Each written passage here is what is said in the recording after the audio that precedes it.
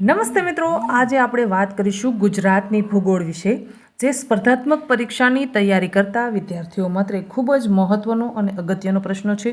મિત્રો, આપણે છે હવે ગુજરાતની ભૂગોળના છે એ પ્રશ્નો લાવીશું. સૌપ્રથમ તો આપણે પહેલાં થિયરી ભણશું, ત્યારબાદ તેના MCQ સોલ્વ કરીશું. કોઈ પણ સ્પર્ધાત્મક પરીક્ષાની જ્યારે આપણે તૈયારી કરતા હોઈએ ત્યારે આપણે છે તેનું પહેલાં ડિટેલમાં થિયરી વ્યવસ્થિત રીતે વાંચી લેવી, પછી તેના પ્રશ્ન સોલ્વ કરવા, અને આવી રીતે તમે રિવિઝન કરશો તો તમે ખૂબ સારી સફળતા મેળવી શકશો.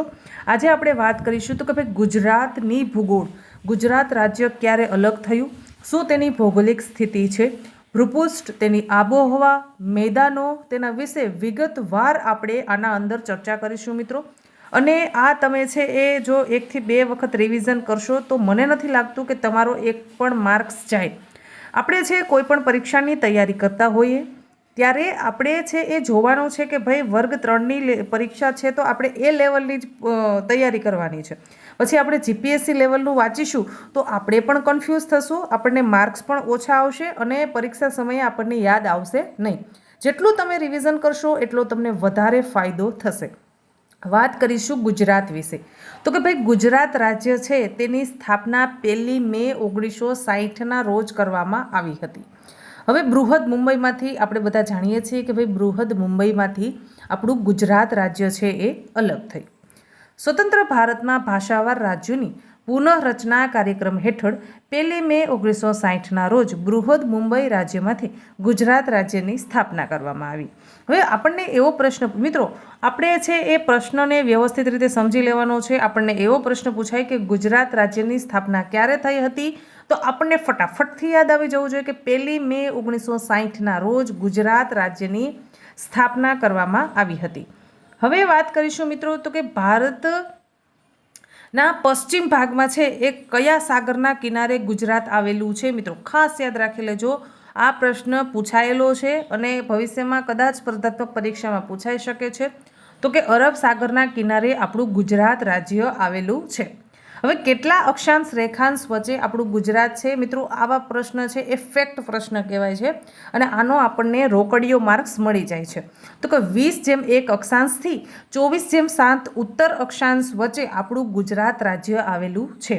ત્યારબાદ રેખાંશની આપણે વાત કરીશું તો કે 68:4 રેખાંશથી 74:4 પૂર્વ રેખાંશ વચ્ચે આપણું ગુજરાત આવેલું છે. આપણને એવો પ્રશ્ન પૂછે કે ભાઈ કેટલા રેખાંશ અક્ષાંશ વચ્ચે આપણું ગુજરાત આવેલું છે, તો કે 20:1 અક્ષાંશથી 68:4 પૂર્વ રેખાંશ અને 24:7 ઉત્તર રેખાંશથી 74:4 પૂર્વ રેખાંશ વચ્ચે આપણું ગુજરાત રાજ્ય આવેલું છે.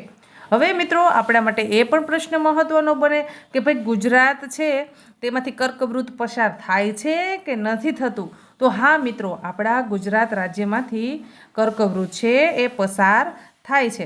તો કે ભાઈ કઈ જગ્યાએથી પસાર થાય છે? કે રાજ્યનો જે ઉત્તર ભાગ છે, જે મધ્ય ભાગ છે, ત્યાંથી કર્કવૃત્ત પસાર થાય છે. તો કે ભાઈ કયા જિલ્લામાંથી પસાર થાય છે? તો કે પ્રાંતિજ અને હિંમતનગર તેની વચ્ચેનો ભાગ છે ત્યાંથી કર્કવૃત્ત પસાર થાય છે. મિત્રો ખાસ પ્રશ્ન પહેલાં તો આપણા માટે એ ઉપલબ્ધ થયો કે કર્કવૃત્ત ગુજરાતમાંથી પસાર થાય છે કે નહીં? તો કે હા ભાઈ, આપણા ગુજરાત રાજ્યમાંથી કર્કવૃત્ત પસાર થાય છે. પછી ક્યાંથી પસાર થાય છે? તો કે ભાઈ મધ્યનો જે ભાગ છે ત્યાંથી કર્કવૃત્ત પસાર થાય છે. હવે આપણે બીજો પ્રશ્ન વાત કરીશું કે કટિબંધ. કટિબંધ એટલે કે ભાઈ છે એ અમુક છે એ ઉષ્ણ કટિબંધ હોય, શીત કટિબંધ હોય. તો એવી રીતે આપણું ગુજરાત રાજ્ય છે એ ઉષ્ણ કટિબંધ અને શીતોષ્ણ કટિબંધની વચ્ચે આવેલું છે. ત્યારબાદ મિત્રો આપણે વાત કરીએ તો કે ભાઈ કેટલા ક્ષેત્રફળમાં આપણો ગુજરાત રાજ્ય છે તેનો વિસ્તાર ફેલાયેલો છે. કેમ કે અમુક વખત છે એ ભૌગોલિક પ્રાદેશિકતા ખૂબ મહત્ત્વની થતી હોય છે. આપણે આપણું ગામ હોય તો એની પણ અમુક સીમા નક્કી કરેલી હોય કે ભાઈ આટલા વિસ્તાર સુધી આપણું આ ગામ છે એનો વિસ્તાર લાગુ પડશે, આ સીમાથી બહાર આપણે જશું તો બીજા ગામની હદ લાગુ પડશે. તો કે આપણા ગુજરાત રાજ્યનું ક્ષેત્રફળ છે, ખાસ મિત્રો આ પ્રશ્ન પણ પૂછાઈ ગયેલો છે, 1,96,000 ચોરસ કિલોમીટર આપણું છે એ ગુજરાત રાજ્યનું ક્ષેત્રફળ છે. હવે આગળ વાત કરીશું કે ભાઈ ઉત્તર દક્ષિણ આપણે લંબાઈ કેટલી છે? તો કે ભાઈ ઉત્તર દક્ષિણ છે એ 590 કિલોમીટર છે, જ્યારે પૂર્વ અને પશ્ચિમ પહોળાઈની વાત કરવામાં આવે તો એ 500 કિલોમીટર છે મિત્રો. ખાસ આ પ્રશ્ન આપણે યાદ રાખીશું. હવે આપણે વાત કરીએ તો ભાઈ ગુજરાત રાજ્ય છે તેને ઉત્તર, દક્ષિણ, પૂર્વ અને પશ્ચિમ આવી રીતે ચારે દિશાઓમાં કઈ કઈ સીમાઓ છે એ લાગુ પડે છે. કેમ કે અમુક છે એ આપણને નજદીકના પ્રાદેશિક વિસ્તારો છે, કોઈ દેશની સરહદ અડતી હોય છે, કોઈ રાજ્યની સરહદ અડતી હોય છે. તો એવી રીતે આપણે વાત કરીએ તો કે ભાઈ ઉત્તર સરહદે કચ્છનું મોટું રણ આવેલું છે અને આપણે પાકિસ્તાન દેશ છે તેની આંતરરાષ્ટ્રીય સરહદ પણ અડે છે. ક્યારેક આપણને એવો પણ પ્રશ્ન પૂછી લે કે ભાઈ ગુજરાત રાજ્ય છે તેને કયા આંતરરાષ્ટ્રીય દેશની સરહદ અડે છે? તો કે ભાઈ એને છે એ ઉત્તર સરહદે પાકિસ્તાન દેશની સરહદ અડે છે. અને ઉત્તર સરહદે કયું મોટું રણ આવેલું છે? તો વિદ્યાર્થી મિત્રો, ઉત્તર સરહદે આપણને કચ્છનું મોટું રણ આવેલું છે. ત્યારબાદ આપણે વાત કરીશું કે ભાઈ ઈશાન સરહદે કયા રાજ્યની સરહદ અડે છે? તો કે ભાઈ ઈશાન રાજ્ય એ આપણને છે એ રાજસ્થાન રાજ્યની સરહદ અડે છે અને મધ્યપ્રદેશની સરહદ અડે છે. હવે વાત કરીશું તો કે અગ્નિ અને દક્ષિણ સરહદે કયું રાજ્ય આવેલું છે? તો કે ભાઈ અગ્નિ અને દક્ષિણ સરહદે મહારાષ્ટ્ર રાજ્ય આપણને તેની સરહદ અડે છે. પશ્ચિમ સરહદે આપણને કયા સાગરની છે એ સરહદ અડે છે? તો કે ભાઈ ત્યાં આપણને અરબ સાગરની સરહદ અડે છે. અને આપણું છે એ ભારતના પશ્ચિમ ભાગમાં આપણું ગુજરાત છે એ અરબ સાગરના કિનારે આવેલું છે. આશા રાખું છું કે તમને એટલો ટોપિક છે એ ક્લિયર થયો હશે. મિત્રો, ખૂબ શાંતિથી 2 થી 3 વખત વાંચી લેવાનું, શાંત મગજે વાંચી લેવાનું, રિવિઝન કરી લેવાનું. આમાંથી જ્યારે પણ કોઈ પણ પ્રશ્ન પૂછાય ત્યારે આપણો એક પણ માર્ક્સ જવો જોઈએ નહીં. હવે આપણે વાત કરીશું કે ભાઈ આપણું ભારત દેશ છે તેમાં આપણા બધા જ રાજ્યોને અલગ અલગ છે એ દરિયાઈ સીમા અડે છે. પણ આપણા ગુજરાત રાજ્યને કેટલી દરિયાઈ સીમા અડે છે? તો કે ભાઈ આખા દેશની સૌથી વધારે દરિયાઈ સીમા આપણું ગુજરાત રાજ્ય ધરાવે છે. એમાં 1600 કિલોમીટર દરિયાઈ સીમા 1600 કિલોમીટર આપણા ગુજરાતને દરિયાઈ સીમા મળેલી છે. જેના કારણથી આપણું ગુજરાત છે એ આર્થિક રીતે પણ સક્ષમ અને સમૃદ્ધ છે. કેમ કે આપણા ગુજરાતમાં છે ઘણા બધા મહાબંદર આવેલું છે અને તેના સિવાય ઘણા બધા છે એ મધ્યમ કક્ષાના પણ બંદરો આવેલા છે. આપણે જાણીએ છીએ કે પહેલાંના સમયમાં છે એ કોઈ હવાઈ જહાજ છે અથવા તો કોઈ રોડ અને રસ્તાની એટલી બધી સુવિધા નહોતી. તો દેશ વિદેશમાં જવા માટે કોઈ વસ્તુની આપ-લે કરવા માટે લોકો શેનો ઉપયોગ કરતા હતા? તો કે ભાઈ છે એ આ દરિયાઈ સીમાનો ઉપયોગ કરતા હતા. તો દરિયાઈ સીમામાં આપણા પાસે એક મહાબંદર આવેલું છે અને મુક્ત વ્યાપાર ક્ષેત્રનું છે. એ ક્યાં આવેલું છે? તો કે ભાઈ કંડલામાં. ખાસ યાદ રાખી લેજો મિત્રો કે આપણને જ્યારે એવો પ્રશ્ન પૂછાય કે ભાઈ મહાબંદર ગુજરાતમાં કયું છે, તો આપણે ફટાફટથી ક્લિક થઈ જવું જોઈએ કે ભાઈ આ એક કંડલા ખાતે આવેલું છે ને ગુજરાતમાં એક જ મહાબંદર આવેલું છે. હવે મધ્યમ કક્ષાના તો આપણા પાસે ઘણા બધા બંદરો છે. તેમાં સૌપ્રથમ માંડવી, કચ્છ, બેડી આ બધા કયા જિલ્લામાં આવેલા છે મિત્રો? આપણે છે એ પછીથી જિલ્લા પણ ભણીશું, જેથી કરી અને તમને ખબર પડે કે ભાઈ આપણા આ જિલ્લાઓમાંથી જે ભૂગોળ ઉત્પન્ન થાય છે, આપણી ભૌગોલિક સ્થાન ખબર પડે છે, આપણને બધી જ બાબતોની ખબર પડે છે. પણ સ્ટેપ બાય સ્ટેપ આપણે બધું ભણીશું. હવે માંડવી, નવલખી, બેડી આ બધા ક્યાં આવેલા છે? તો કે ભાઈ કચ્છ જિલ્લામાં આ બધા બંદરો આવેલા છે. આ કયા કક્ષાના બંદરો છે? તો કે મધ્યમ કક્ષાના બંદરો છે. ત્યારબાદ છે ઓખા, તો કે ભાઈ દેવભૂમિ દ્વારકામાં આવેલું બંદર છે. પોરબંદર, તો કે ભાઈ પોરબંદર જિલ્લામાં આવેલું છે. વેરાવળ કયા જિલ્લામાં આવેલું છે? તો કે ભાઈ ગીર સોમનાથ જિલ્લામાં વેરાવળ આવેલું છે. ભાવનગર બંદર, તો કે ભાઈ ભાવનગર જિલ્લામાં. સિક્કા મને કમેન્ટ બોક્સમાં કમેન્ટ કરી અને જણાવજો ભાઈ. પછી સલાયા છે, મગદલા છે, વાડીનાર, પીપાવાવ કયા જિલ્લામાં આવેલું છે? તો કે ભાઈ પીપાવાવ છે એ અમરેલી જિલ્લામાં આવેલું છે. દહેજ, મુદ્રા છે એ બધું ક્યાં આવેલું છે? કચ્છમાં આવેલું છે. હવે આપણે મિત્રો આ બંદરોની વાતચીત થઈ ગઈ. હવે મિત્રો આપણે આંતરરાષ્ટ્રીય એરપોર્ટ કે ભાઈ ત્યાંથી હવાઈ ક્ષેત્રનું, તો કે ભાઈ આખા આપણા ગુજરાતમાં એક જ ઇન્ટરનેશનલ એરપોર્ટ આવેલું છે અને એ કયું છે? તો કે ભાઈ અમદાવાદ ખાતે આવેલું છે. અન્ય હવાઈ મથકો કે ભાઈ નાના પેટા સબસ્ટેશન તો હોય ને, એક મોટું હોય તો બીજા નાના પણ હોય. બધા કંઈ અમદાવાદ તો નહીં જાય. તો રાજકોટમાં છે, ભુજમાં છે, જામનગર, ભાવનગર, વડોદરા, કેશોદ, પોરબંદર, સુરત અને કંડલા ખાતે મિત્રો આંતરરાષ્ટ્રીય હવાઈ મથકો આવેલા છે. હવે વાત કરીશું ભાઈ રેલવે માર્ગ. તો આ રેલવે માર્ગને એવા બધા પ્રશ્નો છે ને મિત્રો, ચવાઈ ગયેલા પ્રશ્નો હોય કે જે આપણને જનરલ નોલેજમાં પૂછે અને આપણે છે અમુક વખત આવા બધા પ્રશ્નોને નેગ્લેક્ટ કરતા હોઈએ છીએ. પણ જો નેગ્લેક્ટ જ્યારે સ્પર્ધાત્મક પરીક્ષાની તૈયારી કરીએ છીએ ત્યારે એક પણ પ્રશ્નને આપણે નેગ્લેક્ટ કરવાનો નથી. જો એક પણ પ્રશ્ન નેગ્લેક્ટ કર્યો એટલે મેરિટમાંથી આપણે બહાર જવાની પૂરેપૂરી શક્યતા છે. ખૂબ જાગૃતતાથી આપણે તૈયારી કરવી પડશે તો જ આપણે રિઝલ્ટ જેવું ધાર્યું એવું મેળવી શકીશું અને ટૂંકા ગાળામાં પાસ થઈ શકીશું. હવે રેલવે માર્ગ, તો કે ભાઈ 5696 કિલોમીટર સુધી રેલવે માર્ગ છે એ ગુજરાતનો ફેલાયેલો છે. સડક માર્ગની વાત કરવામાં આવે તો કે 72,165 કિલોમીટર આપણો સડક માર્ગ છે. અને ઔદ્યોગિક વસાહતો છે તો કે 263 આપણા પાસે ઔદ્યોગિક વસાહતો છે. આશા રાખું છું કે તમને આટલું છે ગુજરાતનું જે બેઝિક નોલેજ કહેવાય આપણું, જે સ્થાન ક્યાં સીમા અડે છે અને કેટલો આપણો વિસ્તાર છે એ તમને આરામથી સમજાઈ ગયું હશે. હવે આપણે ભાઈ વાત કરીશું ભૂપૃષ્ઠ. ભૂપૃષ્ઠ એટલે શું કહેવાય કે ભાઈ આપણો છે એ મેઇન પ્રશ્ન કહી શકાય તેને. ભૂપૃષ્ઠ વિશે આપણે ભણીએ તો કે ભાઈ આપણે ગુજરાતી છે, પહેલાં તો ગુજરાતનો ઇતિહાસ જાણવો પડશે ને કે ભાઈ આપણે ક્યાં હતા, ક્યાંથી આપણે આવ્યા અને કઈ રીતે આપણી ઉત્પત્તિ થઈ. તો કે સિરિયામાંથી આવીને વસેલી ગુર્જર જાતિના નામ ઉપરથી આ પ્રદેશનું નામ છે એ ગુજરાત પાડવામાં આવેલું છે. સૌપ્રથમ આપણને એટલી વસ્તુની ખબર હોવી જોઈએ કે સિરિયામાંથી આવીને વસેલી ગુર્જર જાતિના નામ પરથી આ પ્રદેશને ગુજરાત નામથી ઓળખવામાં આવે છે.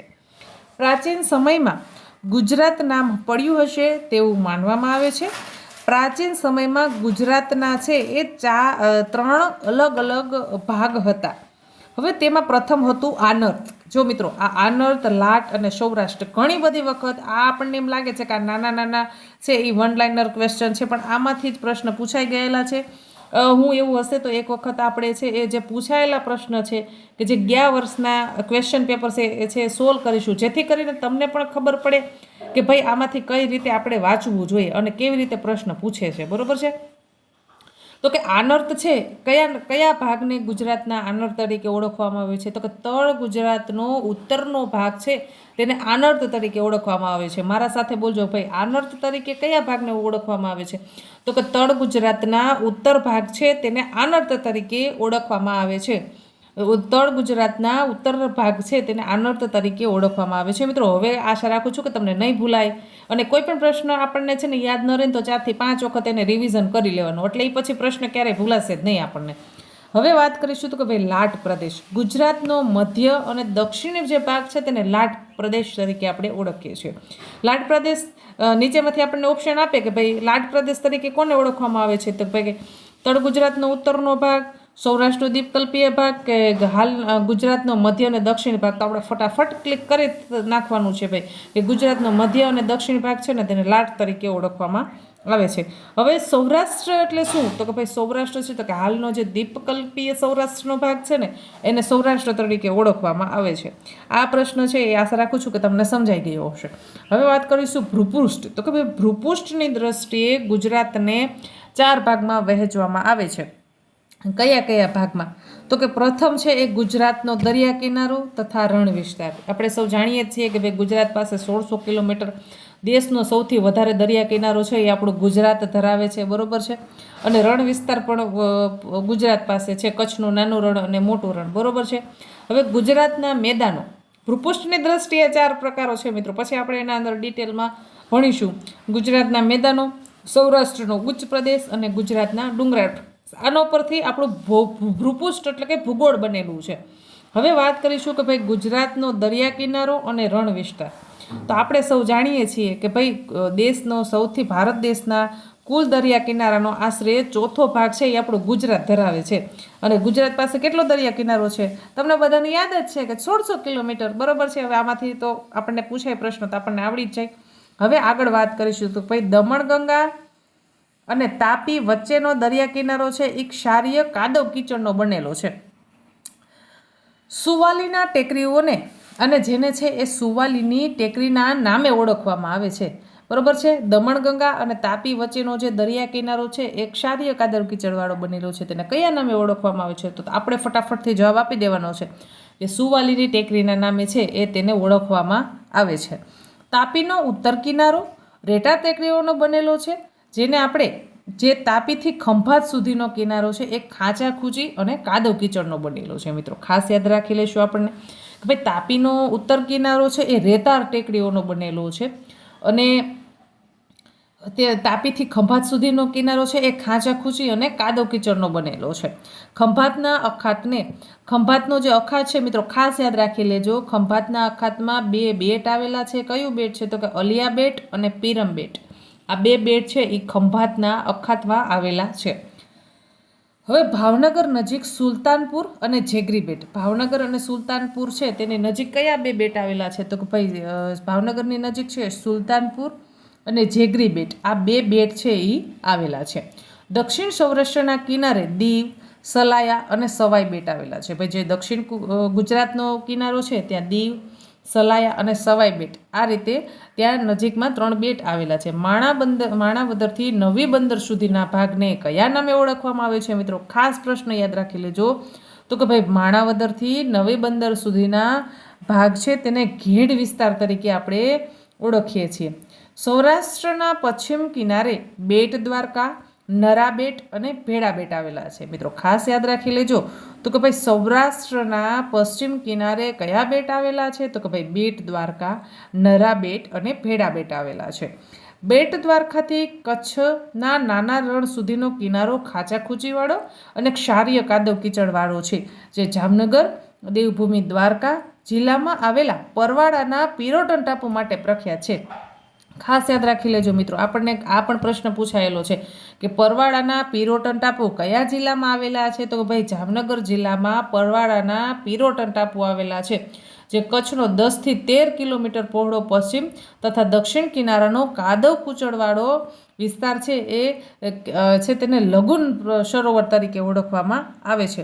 કચ્છનો છે એ 10થી 13 કિલોમીટર સુધીનો જે વિસ્તાર છે તે જે કાદવ કીચડવાળો છે તેને કયા નામે ઓળખવામાં આવે? તો ભાઈ લગુન સરોવર તરીકે ઓળખવામાં આવે છે. મિત્રો આશા રાખું છું કે આ તમને આટલું સમજાઈ ગયું હશે. પછી આના ઉપરથી આપણે છે ને મિત્રો MCQ તૈયાર કરીશું કે જેમાં તમને વ્યવસ્થિત રીતે સમજાઈ જાય. હવે ગુજરાતના મેદાનો.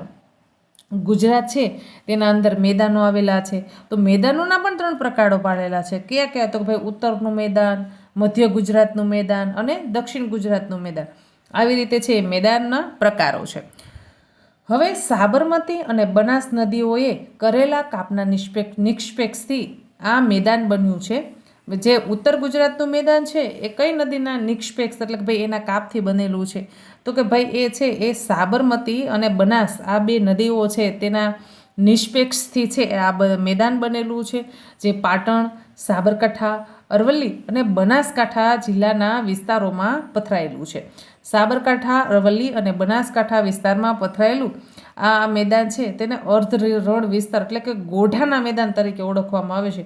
એટલે આમાંથી આપણે એક પ્રશ્ન પૂછાઈ શકે, ભાઈ ઉત્તર ગુજરાતનું મેદાન છે એ કઈ નદીના કાપથી બનેલું છે? તો કે સાબરમતી અને બનાસ આ 2 નદીઓના કાપથી બનેલું છે. ટૂંકમાં આપણે એટલા ફકરામાંથી એક જ પ્રશ્ન યાદ રાખવાનો છે, 2 પ્રશ્ન યાદ રાખવાના થશે કે ઉત્તર ગુજરાતનું મેદાન છે એ કઈ નદીના નિષ્પેક્ષથી બનેલું છે? તો કે સાબરમતી અને બનાસ આ 2 નદીઓના નિષ્પેક્ષથી ઉત્તર ગુજરાતનું મેદાન બનેલું છે. તેને કયા નામે ઓળખવામાં આવે છે? તો કે બનાસકાંઠાની પશ્ચિમે આવેલો જે અર્ધરણ વિસ્તાર છે તેને ગોઢાના મેદાન તરીકે ઓળખવામાં આવે છે. આ 2 પ્રશ્ન મિત્રો આપણા માટે ઉપયોગી છે, એટલે આ 2 પ્રશ્ન આપણે યાદ રાખીશું. હવે વાત કરીશું ઉત્તર ગુજરાતનું મેદાન. આપણે સમજ પડી ગઈ કે ભાઈ કઈ 2 નદી? તો કે બનાસ અને સાબરમતી આ 2 નદીના નિષ્પેક્ષથી ઉત્તર ગુજરાતનું મેદાન બનેલું છે, જેમાં છે એ બનાસકાંઠા જિલ્લાની પશ્ચિમે આવેલો અર્ધરણ વિસ્તાર છે તેને ગોઢાના રણના મેદાન તરીકે આપણે ઓળખીએ છીએ. ક્લિયર છે મિત્રો? સમજાઈ ગયો તમને આ પ્રશ્ન? હવે આપણે વાત કરીશું મધ્ય ગુજરાતના મેદાન વિશે.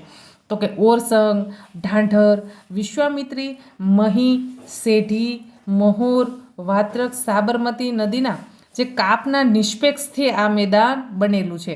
અને આ મેદાન વડોદરા, આણંદ, ખેડા, અરવલ્લી, મહીસાગર, ગાંધીનગર, બનાસકાંઠા, અમદાવાદ જિલ્લાના વિસ્તારમાં ફેલાયેલું છે. વાત્રક અને મહી નદીની વચ્ચેનો પ્રદેશ છે તેને આપણે ચરોતર પ્રદેશ તરીકે ઓળખીએ છીએ. હવે મિત્રો આમાંથી આપણને કઈ રીતે પ્રશ્ન પૂછાઈ શકે? તો કે મધ્ય ગુજરાતનું મેદાન છે તેમાં ચરોતર પ્રદેશ તરીકે કોને ઓળખવામાં આવે છે? તો કે ચરોતરના પ્રદેશ તરીકે કયા વિસ્તારને ઓળખવામાં આવે છે? કે ભાઈ મધ્ય ગુજરાતનું મેદાન છે એ ચરોતર પ્રદેશ તરીકે ઓળખવામાં આવે છે. ખૂબ ફળદ્રુપ મેદાન છે.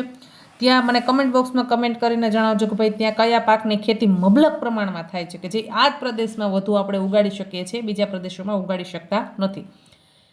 હવે વાત કરીશું કે ચરોતર વાયવ્યમાં અમદાવાદના મેદાનમાં થલતેજ અને જોધપુરની રેતીની બનેલી ગોળ માથાવાળી ટેકરીઓનો પ્રદેશ છે, જે મધ્ય ગુજરાતનું ફળદ્રુપ મેદાન હોવાથી ત્યાં ઉત્તમ પ્રકારની ખેતી આપણે કરી શકીએ છીએ. હવે વાત કરીશું આપણે દક્ષિણ ગુજરાતના મેદાનની.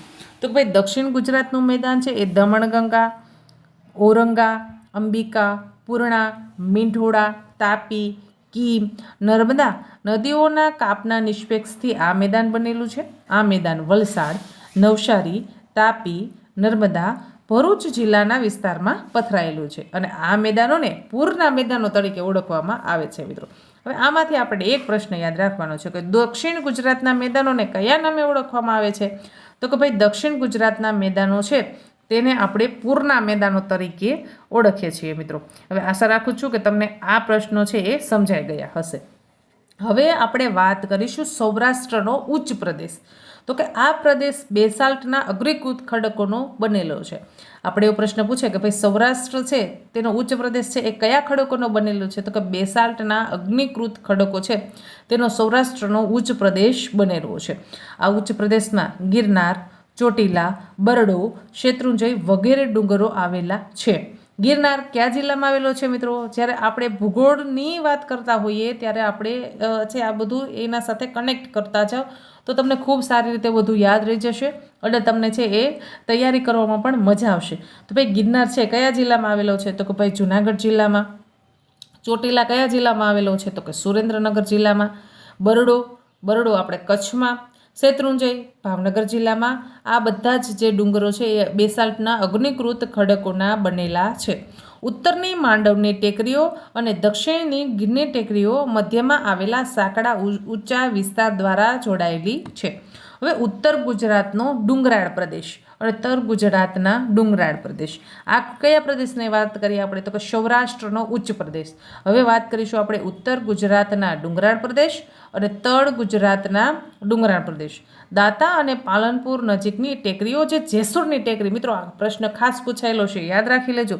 તો કે ભાઈ દાંતા અને પાલનપુર નજીકની ટેકરીઓ છે એને જેસુરની ટેકરીઓ તરીકે પ્રશ્ન પૂછાય છે. આપણને એવી રીતે પ્રશ્ન પૂછી શકે કે ભાઈ જેસુરની ટેકરીઓ તરીકે કઈ ટેકરી પ્રદેશને ઓળખવામાં આવે છે? તો કે ભાઈ દાંતા અને પાલનપુર નજીકની જે ટેકરીઓ છે તેને જેસુરની ટેકરીઓ તરીકે ઓળખવામાં આવે છે.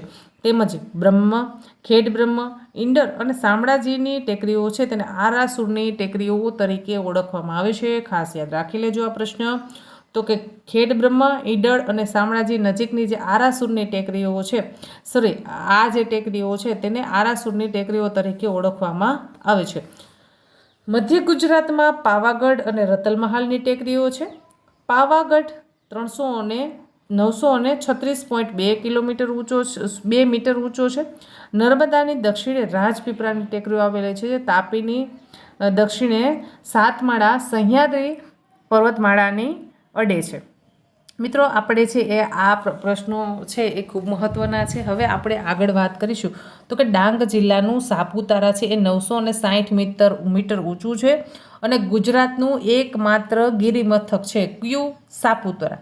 વલસાડ જિલ્લામાં પારનેરાની ટેકરી આવેલી છે. મિત્રો, આ પ્રશ્ન પણ ખૂબ અગત્યનો છે કે ભાઈ પારનેરાની ટેકરી છે કયા જિલ્લામાં આવેલી છે? તો કે વલસાડ જિલ્લા છે ત્યાં પારનેરાની ટેકરીઓ આવેલી છે. હવે મિત્રો, આપણે આગળ વાત કરીશું તો ભાઈ કચ્છનો ડુંગરાળ પ્રદેશ. કચ્છ છે એ આપણે સૌ જાણીએ છીએ કે ભાઈ કચ્છમાંથી સૌથી વધારે નદીઓ પસાર થાય છે અને છે એ કચ્છ છે તેના અંદર ઘણા બધા ડુંગરો પણ આવેલા છે. એ આપણે આગળ વિગતવાર ચર્ચા કરીશું. તો કે ભાઈ કચ્છનો ડુંગરાળ પ્રદેશ, તો કે કચ્છમાં ઉત્તરની ધાર, મધ્ય ધાર, દક્ષિણ ધાર એમ 3 હારમાળાઓ આવેલી છે. ઉત્તરની ધારમાં કાળો ડુંગર.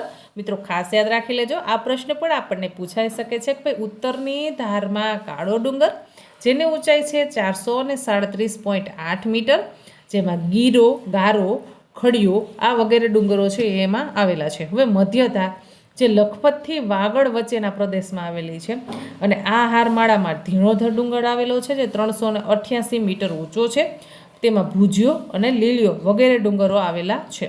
દક્ષિણ ગુજરાતની ધાર જે પાંધરો તેમજ માતાના મઢ સુધી પૂર્વ અંજાર સુધી ફેલાયેલી છે, જેમાં ઉમિયા 274 મીટર, જુરા 316 મીટર અને ભુજની વાયવ્ય વરાળ 349 મીટર ઊંચા ડુંગરો આવેલા છે.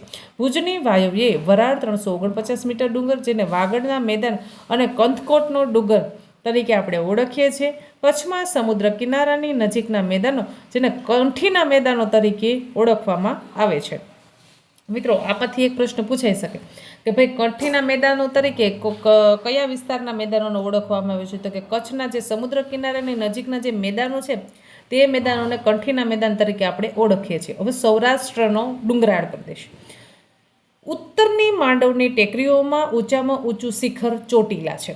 ખાસ યાદ રાખી લેજો, ઉત્તરની માંડવની ટેકરીઓમાં ઊંચામાં ઊંચું શિખર ચોટીલા છે, જે 340 મીટર છે. દક્ષિણની ગીરની ટેકરીઓમાં સરકલા શિખર જે 643 મીટર છે ને સૌથી ઊંચી ટેકરી છે જે જૂનાગઢ પાસેનો ગિરનાર, જે 1153 મીટર ઊંચી છે.